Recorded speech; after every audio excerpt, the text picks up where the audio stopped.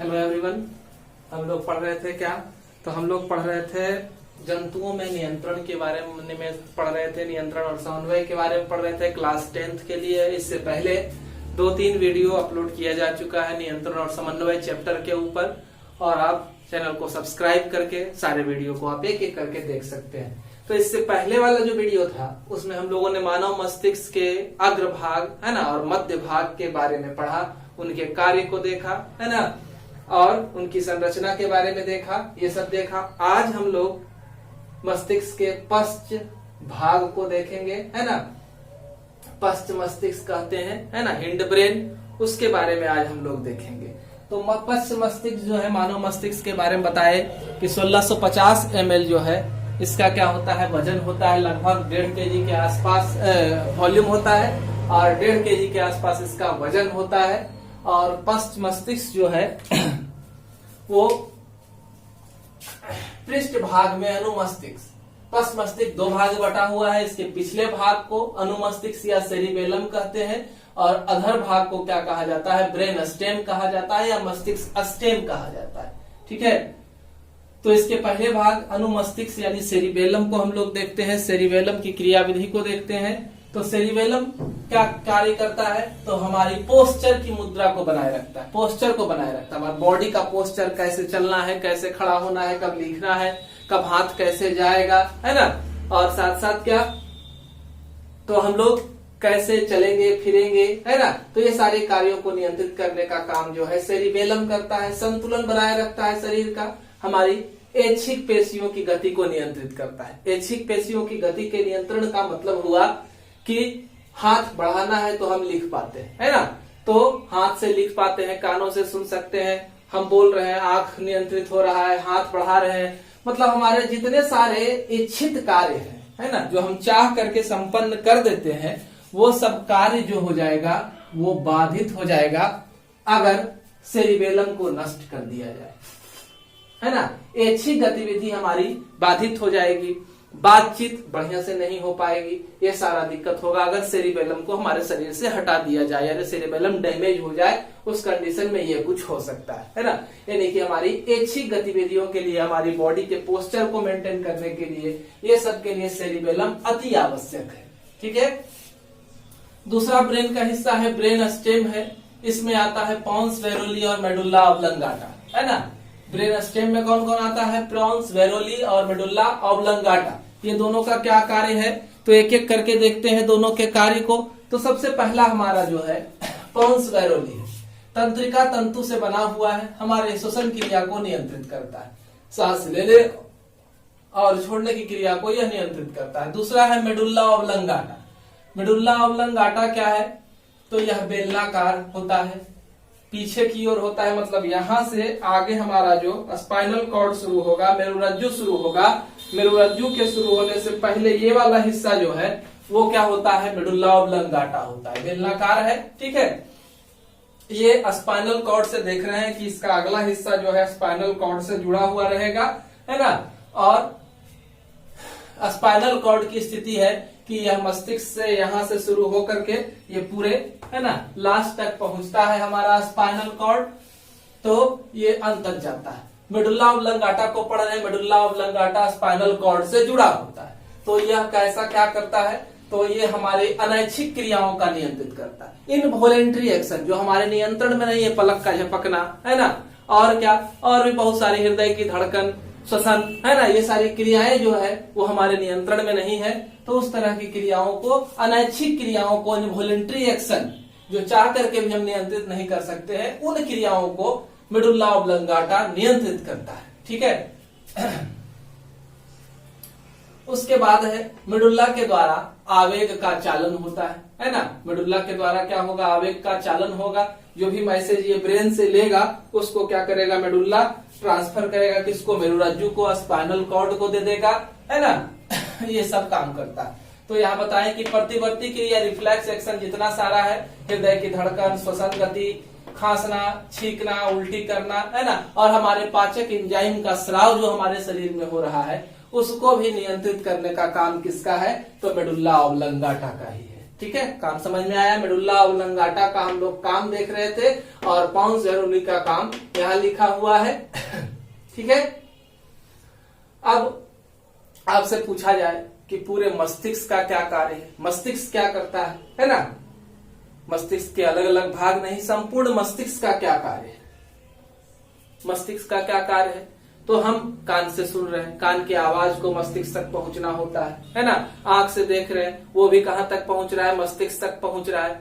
ठीक है, कान से सुन रहे हैं, नाक से सूंघ रहे हैं, वो भी कहां पहुंच रहा है, मस्तिष्क तक पहुंच रहा है। आसपास देख रहे हैं, ऑब्जर्व कर रहे हैं, माने सारे आवेग, है ना, आंतरिक आवेग हो या बाह्य आवेग हो, सभी तरह के उद्दीपन को ग्रहण करने का काम किसका है, मस्तिष्क का है ना। मस्तिष्क का काम है सभी तरह के आवेगों को ग्रहण करना। ठीक है, तो हम जानते हैं ग्रहण किया हुआ आवेग, जैसे हम यहां से चोट लगा हमको, है ना, तो चोट लगा तो इस आवेग को मस्तिष्क तक ले जाने वाला कौन होगा, तो हम जानते हैं संवेदी तंत्रिका तंतु। संवेदी तंत्रिका तंतु आवेग को मस्तिष्क तक पहुंचाने का काम करते हैं। कोई भी आवेग हम लोग ग्रहण करते हैं तो ग्रहण किए आवेग को आगे तक पहुंचाने का कार्य किसका होता है, सेंसरी तंत्रिका तंतु, है ना। संवेदी तंत्रिका तंतु दोनों एक ही नाम है, का काम है आवेग को ग्रहण करना। ठीक है, अब आवेग कहां पहुंच गया, सेंसरी के द्वारा पहुंचा। पहले तो हमारा आवेग यहां से चला तो कहां पहुंचा, स्पाइनल कॉर्ड में पहुंचा। स्पाइनल कॉर्ड उसको कहां दे दिया, मेडुल्ला ऑब्लंगाटा को, मेडुल्ला ऑब्लंगाटा पहुंचा दिया कहां, ब्रेन, है ना। सब के पास यहां से वहां तक तंत्रिका का जाल है, न्यूरॉन्स का जाल है, वो आगे तक पहुंचाने का काम कर रहा है। तो अब ब्रेन तक आवेग पहुंच गया, चोट लगा है, दर्द का अनुभव हो रहा है, हम दर्द के लिए कोई निवारण खोजेंगे, है ना, या दर्द देने वाले कारक जो है उसको नष्ट करने का कोशिश करेंगे या मारने का कोशिश करेंगे, है ना। तो ग्रहण किए गए आवेग के प्रति अनुक्रिया को व्यक्त करना, है ना। मस्तिष्क आदेश देगा कि अब आपको क्या करना। आवाज अगर कान में जा रहा है, हम पढ़ा रहे हैं, आप सुन रहे हैं, तो यह आवेग अंदर गया तो डाटा एनालाइज होगा कि यह गलत है, यह सही है, हमें समझ में आ रहा है, नहीं आ रहा है। तो ये सारा आवेग कहाँ जाएगा, ब्रेन में जाएगा और अनुक्रिया व्यक्त होगी कि हाँ समझ में आ रहा है, नहीं आ रहा है ना। तो ग्रहण किए गए आवेग के प्रति अनुक्रिया को व्यक्त करने का काम किसका है, मस्तिष्क का है ना। तो आवेग के प्रति अनुक्रिया को व्यक्त करेगा हमारा मस्तिष्क। ठीक है, विभिन्न अंगों का सहसंबंधन, अगला काम मस्तिष्क का क्या है, विभिन्न अंगों का सहसंबंधन। इसका मतलब क्या हुआ, कान से आवाज जा रहा है, आंख बोर्ड पर टिका हुआ है ना। अब कान से आवाज जा रहा है, आंख बोर्ड पर टिका हुआ है, और दोनों चीज को यहाँ पर एकजुट करके सुना क्या, देखा क्या, है ना। उस दोनों चीजों को मिला करके हमको समझाने का काम जो है किसका है, मस्तिष्क का है। तो यह विभिन्न तरह के उद्दीपन को आपस में जोड़ करके अनुक्रिया देने का काम करता है। फिर क्या करता है, अभी ये पढ़ाया गया, हमें अगर अच्छी तरह से समझ में आ गया तो यह भविष्य में हमारे मस्तिष्क में सूचना के रूप में, ज्ञान के रूप में भंडारित हो जाता है ना। यानी कि मस्तिष्क का एक काम और क्या हुआ, सूचना का भंडारण करना। जो अभी समझ में आया है ना, आवेग को हम लोग ग्रहण किए, ग्रहण करने के बाद अनुक्रिया हुआ और वह ज्ञान के रूप में हमारे पास भंडारित हो गया, है ना। तो ये सूचनाओं का भंडारण चेतना या ज्ञान के रूप में उसको संचित करने का काम किसका है, मस्तिष्क का है। तो ये था मस्तिष्क का कार्य। ठीक है, मस्तिष्क किस तरह से कार्य करता है। ठीक है, समझ में आया। अब हम लोग देखेंगे प्रतिवर्ती क्रिया किसको कहते हैं, रिफ्लेक्स एक्शन और रिफ्लेक्स आर्क, है ना। प्रतिवर्ती क्रिया और प्रतिवर्ती चाप के बारे में जानना है। तो प्रतिवर्ती क्रियाएं वैसी क्रियाएं होती है जिन क्रियाओं में मस्तिष्क के काम सोचना होता है, तो यह उस डाटा को सोचता समझता नहीं है, एनालाइज नहीं करता है, विश्लेषण नहीं किया जाता है, तुरंत ही रिएक्शन दिया जाता है। वैसी क्रियाओं को क्या कहा जाता है, प्रतिवर्ती क्रिया कहा जाता है। जैसे उदाहरण है, अंधेरे में जा रहे थे, पैरों के नीचे एक रस्सी आई, हमने पैर तुरंत हटाया, है ना। हमारे शरीर को यह आदेश दिया गया कि पैर हटाओ, है ना। हमारे शरीर को नुकसान पहुंचाने वाला कोई कारक है। बाद में हमने टॉर्च जला करके देखा तो वो सांप नहीं, वो रस्सी था, है ना। तो इस चीज का काम हम लोगों ने तो सोचा नहीं, समझा नहीं, पैर हटा दिया, आंख के पास पेन ले जा रहे हैं, हम जान रहे हैं मेरा हाथ है ना, ये अंदर नहीं घुसेगा पेन, लेकिन फिर भी आंख की पलक बंद हो जा रही है। अंग को आदेश दिया जा रहा है कि यहाँ सोचने की जरूरत है कि नहीं, कि हमारे अंदर पेन जाएगा या नहीं, बस हमें अपनी आंखों को क्या कर लेना है, बंद कर लेना है, कि सुरक्षा के कारणों से, है ना। तो प्रतिवर्ती क्रियाएं वैसी क्रियाएं हैं जो बिना सोचे समझे, है ना, अपने आप संपन्न हो जाती है। यह ब्रेन के, है ना, मध्य भाग या फिर स्पाइनल कॉर्ड के द्वारा ही नियंत्रित कर दी जाती है। यहाँ पर पिन कोई चुभाया, तुरंत पिन हाथ हटेगा, तो हाथ हटने यहाँ से दर्द पहुंचा तुरंत स्पाइनल कॉर्ड में, स्पाइनल कॉर्ड ही रिजल्ट दे दिया कि नहीं वहां से अपने हाथ को क्या करना है, हटाना है ना। तो ये क्रियाएं प्रतिवर्ती क्रिया होती है, ठीक है। कोई भी क्रिया है तो न्यूरॉन क्या करेगा, हम जानते हैं तंत्रिका उत्तक की इकाई है ना, हमारे संवेदनाओं को ट्रांसफर करने की इकाई है। न्यूरॉन आवेग का संचरण करता है, तो न्यूरॉन्स जिस मैसेज को ले गया, यहां से मैसेज गया था पिन चुभाने के बाद का मैसेज, है ना, यहां से गया था कहां, स्पाइनल कॉर्ड में, तो ये एक रास्ता बनाता है, पाथ बनाता है, और उसी रास्ते को क्या कहा जाता है, प्रतिवर्ती चाप कहा जाता है। उसी रास्ते को क्या कहते हैं, प्रतिवर्ती चाप, रिफ्लेक्स आर्क कहा जाता है, ठीक है। अब प्रतिवर्ती चाप किससे मिलकर के बना होता है, कैसे कार्य करता है, इसमें कैसे कैसे ट्रांसफर होता है, क्या कुछ। तो सबसे पहला ग्राही अंग, रिसेप्टर, जैसे हम अपने हाथों में यहां पिन चुभा रहे हैं, ठीक है, तो ये दर्द का अनुभव हो रहा है, तो इसको कौन ग्रहण कर रहा है, हमारी स्किन, चमड़ी, है ना। तो यहाँ पर ग्राही अंग रिसेप्टर जो है त्वचा है ना, वहां पर कौन है, न्यूरॉन का डेंड्राइट्स मौजूद है। डेंड्राइट्स क्या किया, मैसेज को रिसीव किया, डेंड्राइट्स ने क्या किया, मैसेज को रिसीव किया। या फिर हमारा कोई पेशी या अन्य अंग भी इस तरह के मैसेज को, आंख है ना, अभी दिखाएं ये वाला, तो इस मैसेज को ये रिसीव किया, ये उद्दीपन को ग्रहण किया, है ना। ग्राही अंग का काम है उद्दीपन को ग्रहण करना। संवेदना मार्ग, संवेदना मार्ग माने कि अब इस उद्दीपन को संवेदी तंत्रिका तंतु, सेंसरी नर्व फाइबर, है ना, ले जाने का काम करेगा। तो संवेद ग्रहण किए गए उद्दीपन को संवेदी न्यूरॉन्स, है ना, ले जाते हैं और वो एक संवेदना मार्ग का निर्माण करते हैं, रास्ते का निर्माण करते हैं। ये यहां से गया स्पाइनल कॉर्ड तक, एक रास्ता का निर्माण किया, यहां से यहां तक गया, है ना, तो ये एक रास्ता का निर्माण किया। तंत्रिका केंद्र, मस्तिष्क और स्पाइनल कॉर्ड क्या कहलाते हैं, तंत्रिका केंद्र कहलाते हैं। जितना उद्दीपन को हम लोग ग्रहण करते हैं, स्टिमुली को ग्रहण करते हैं, ये सारे स्टिमुली या तो अभी दिखाएं कि यहां से कहां पहुंचा, स्पाइनल कॉर्ड में, मेरुरज्जु में, या फिर कहां, ब्रेन में। तो तंत्रिका केंद्र मस्तिष्क और स्पाइनल कॉर्ड या मेरुरज्जु होते हैं, है ना।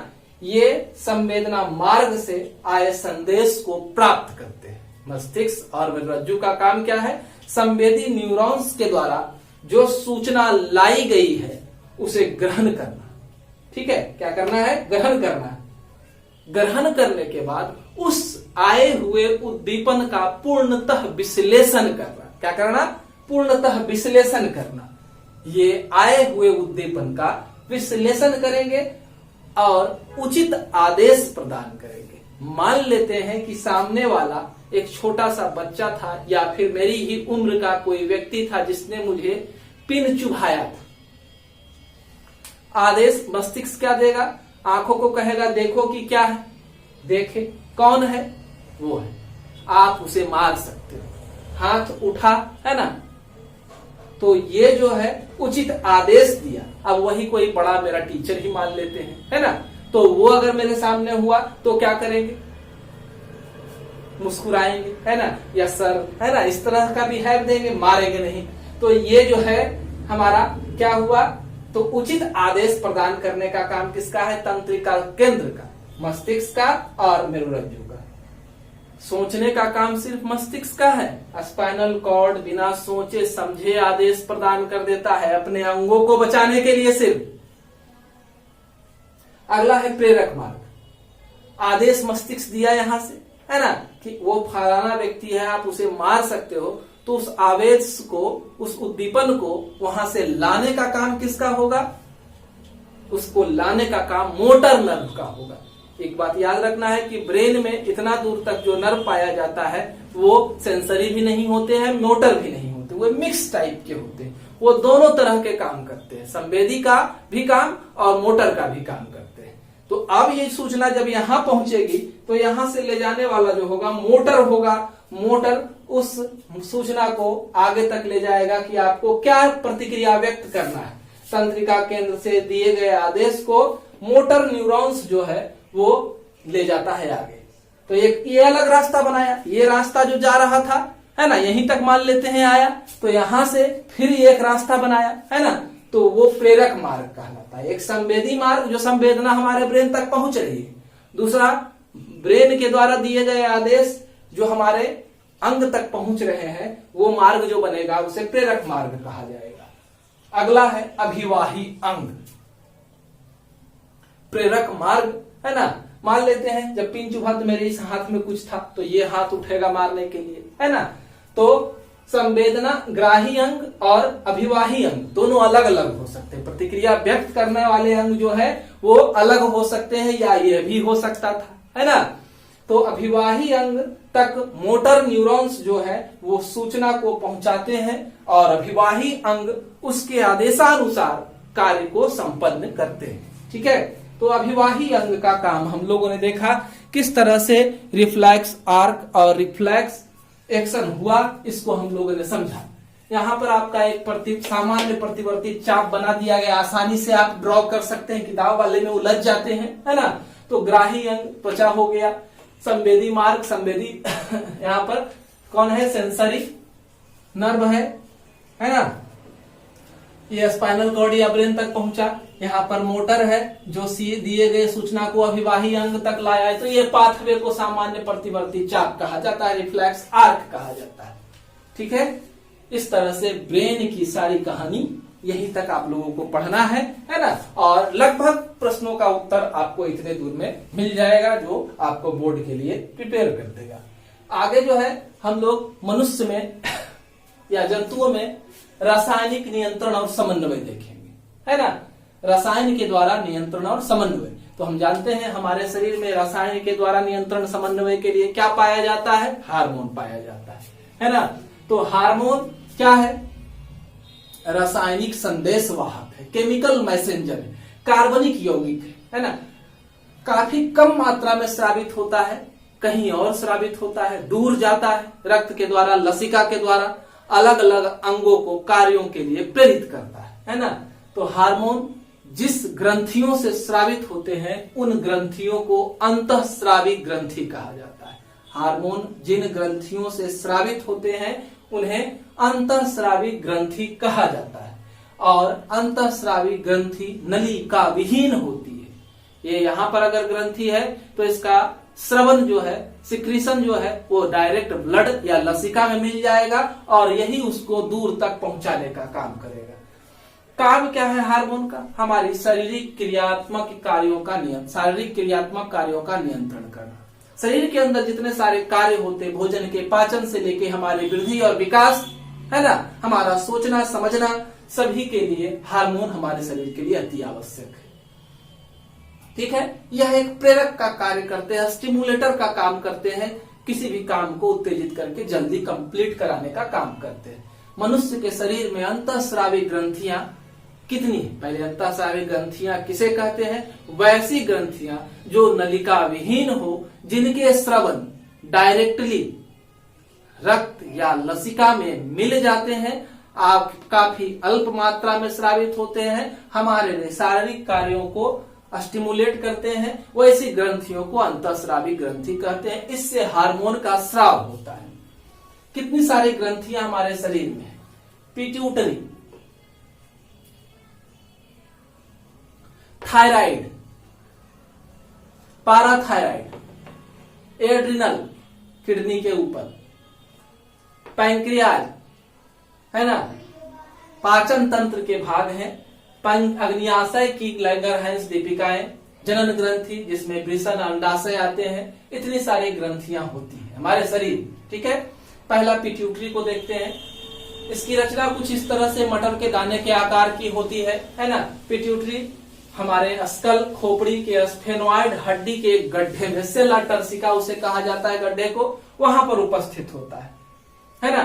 यह हमारे शरीर के अन्य सभी ग्रंथियों को नियंत्रित करने का काम करता है। इस वजह से हम इसे मास्टर ग्रंथि कहते हैं। और पिट्यूटरी ग्रंथि को हमारे मस्तिष्क का ही एक भाग है ना, जो श्रवण का कार्य करता है, हाइपोथैलेमस, वह नियंत्रित करता है। हाइपोथैलेमस से भी दो तरह के हार्मोन निकलते हैं, है ना। एक हार्मोन पिट्यूटरी के सिक्रीशन को बढ़ाता है और दूसरा पिट्यूटरी के सिक्रीशन को घटाने का कार्य करता है।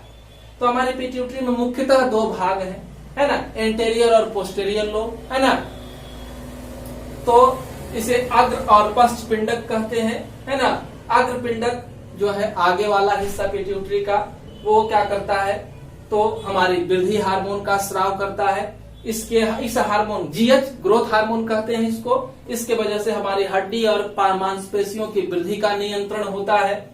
अधिक स्राव अगर हमारे शरीर में हो जाए, नॉर्मल हुआ था तो ठीक है, लंबे चौड़े हैं ठीक है, अगर अधिक मात्रा में स्राव हुआ तो बोन मोटा हो जाता है, भारी हो जाता है, मनुष्य की लंबाई काफी ज्यादा बढ़ जाती है, 7 से वो एबव चला जाता है, 7 फीट से ज्यादा हो जाता है ना।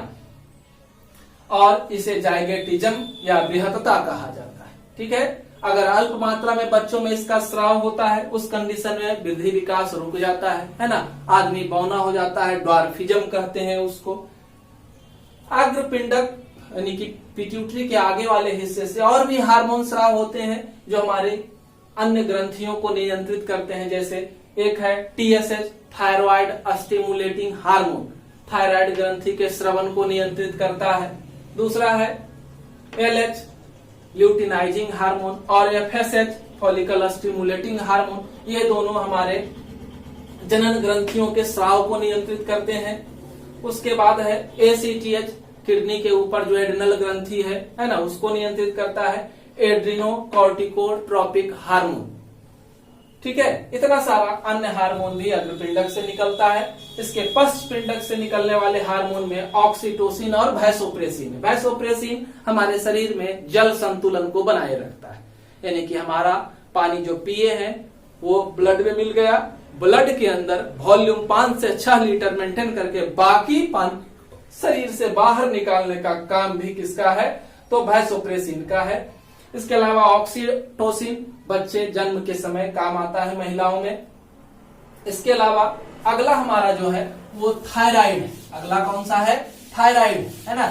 थायराइड ग्लैंड जो है वो कहाँ रहता है, कैसा होता है, तो थायराइड ग्रंथि को थोड़ा सा देखें यहां। थायराइड ग्रंथि हमारे गर्दन के हिस्से में होता है ना। कहां पर है, तो ये आप देखें, ये आपका श्वसन नली है, ये श्वसन नली का भाग है। तो बाइलोब होता है ये, इस तरह से 2 लोब में बटा हुआ होता है और दोनों लोब आपस में एक पट्टी के द्वारा जुड़ा होता है। इस पट्टी को इस्थमस कहा जाता है। हिंदी इंग्लिश एक समान जैसे लिखिए, इस्थमस कहा जाता है, यानी कि यह ट्रैकिया के दोनों ओर है ना। ये नली जो है इसके दोनों ओर उपस्थित होता है और लैरिंग्स से नीचे रहता है। लैरिंग्स जो है उससे नीचे रहेगा, लैरिंग्स यहाँ है तो इसके नीचे ये रहेगा, ठीक है। ये थायराइड ग्लैंड जो है फॉलिकुलर सेल से बना हुआ होता है, इस तरह से फॉलिकुलर सेल से बना हुआ होता है, ठीक है। अब इस ग्रंथि से निकलता है एक हार्मोन जिसको कहते हैं थायरॉक्सिन। इससे निकलने वाले हार्मोन को कहा जाता है थायरॉक्सिन, ठीक है। थायरॉक्सिन हार्मोन के निर्माण के लिए हमारे शरीर में आयोडीन का होना जरूरी होता है। आयोडीन अगर नहीं रहेगा तो ये थायरॉक्सिन का निर्माण काफी कम मात्रा में होगा या नहीं होगा। थायरॉक्सिन हमारे लिए काफी जरूरी है, आयोडीन इसके लिए रॉ मटेरियल है ना। और इसके कई सारे नाम है, T3, T4 के नाम से ये जाना जाता है थायरॉक्सिन। ये हमारे शरीर में क्या करता है, हमारे शरीर के वृद्धि और विकास के लिए जरूरी है। हमारे शरीर में कार्बोहाइड्रेट, प्रोटीन, वसा के सामान्य उपापचय के लिए जरूरी है। अगर हमारे शरीर में इसकी कमी हो जाती है तो बोन और हेयर तक का विकास बाधित हो जाता है ना। शारीरिक और मानसिक वृद्धि प्रभावित हो जाती है, मानसिक रूप से आदमी विकलांग हो सकता है ना, सोचने समझने की शक्ति कम हो सकती है।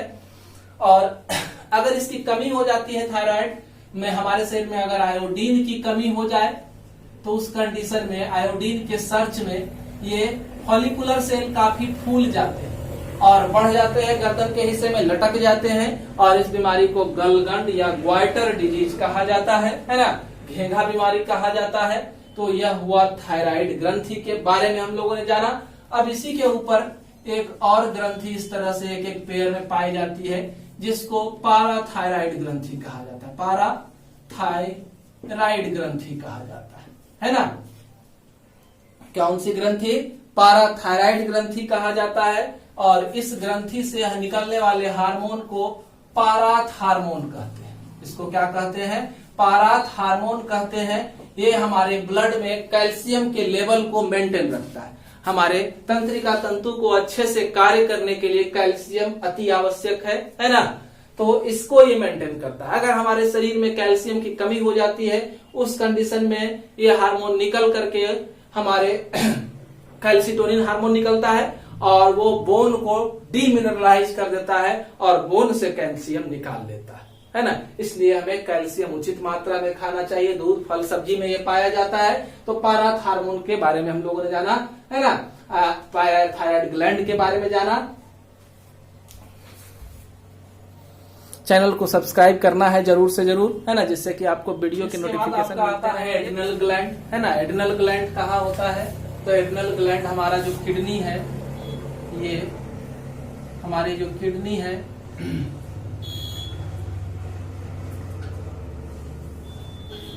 किडनी के ऊपर, दोनों किडनी के ऊपर इस तरह से ये पाया जाता है। ठीक है। एड्रिनल ग्लैंड को सुप्रारिनल ग्लैंड भी कहा जाता है। एड्रिनल में दो हिस्सा है। कॉर्टेक्स, ऊपर वाला किनारे वाला हिस्सा जो है वो कॉर्टेक्स कहलाता है। अंदर वाला हिस्सा जो है वो मेडुल्ला कहलाता है। कॉर्टेक्स और मेडुल्ला। तो कॉर्टेक्स हिस्से से क्या होता है? दो हार्मोन निकलता है, एक ग्लूकोकॉर्टिकॉइड्स और दूसरा मिनरलोकॉर्टिकॉइड्स, है ना। ग्लूकोकॉर्टिकॉइड्स क्या करता है? भोजन उपापचयन को नियंत्रण करता है। कार्बोहाइड्रेट, प्रोटीन, वसा, ये सब जितने सारे पोषक तत्व हैं उसको उपापचयित करके हमारे शरीर में ऊर्जा की मात्रा को बनाए रखता है ग्लूकोकॉर्टिकॉइड्स। और जल की मात्रा और इलेक्ट्रोलाइट, सोडियम, पोटेशियम, कैल्शियम, ये सब आयंस जो है हमारे शरीर के लिए जरूरी है, इनकी मात्रा को नियंत्रित रखने का काम किसका है? ग्लूकोकॉर्टिकॉइड्स हार्मोन का है। दूसरा मिनरलोकॉर्टिकॉइड्स है, ये भी कॉर्टेक्स हिस्से से निकलता है। ब्रिक नलियों, इसका काम क्या है? तो किडनी के जो ट्यूबुल्स होते हैं, किडनी की जो नलियां होती है, उस नलियां में हम जानते हैं, पढ़े हैं उत्सर्जन में, कि सारे पदार्थ अंदर चले जाते हैं। तो आयंस को वापस, लवण को ये वापस खींचने का, अवशोषण का काम करता है मिनरलोकॉर्टिकॉइड्स, है ना। और शरीर में लवण की मात्रा को संतुलित करता है, जल की मात्रा को भी नियंत्रित करने का काम करता है मिनरलोकॉर्टिकॉइड्स। उसके बाद है सेक्स हार्मोन कुछ है ना।